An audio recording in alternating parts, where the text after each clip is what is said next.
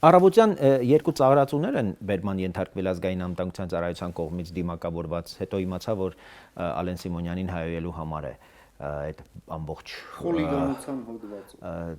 ամբողջը տեղի ունենում, բայց առաջին միտքը, որ եկավ ինձ մոտ,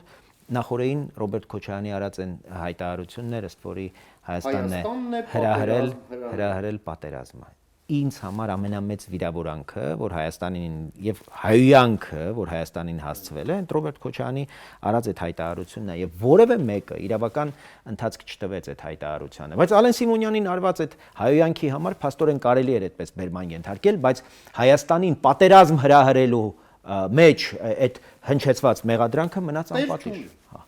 Փաստորեն ինչ է ստացվում, եթե այդ հայհոյանքները հասցեատեր ունեին հանձինս Ալեն Սիմոնյանի, իսկ Ալեն Սիմոնյանը ֆիզիկական անձ որպես բողոքեց դրա հաղորդում է տվել։ Հայաստանի Հանրապետությանը այդ հանցագործության մեջ մեղադրելը, որը միջազգային դատարանով է ընդդատիա եւ այդ մեղադրանքը ունի հասցեատեր հանձինս Հայաստանի Հանրապետության անունից հանդես եկող ինստիտուտները լուռ են, այնպես ինչպես ճապոնական այն 3 կապիկները, հա, չեմ տեսնում, չեմ լսում, չեմ խոսում։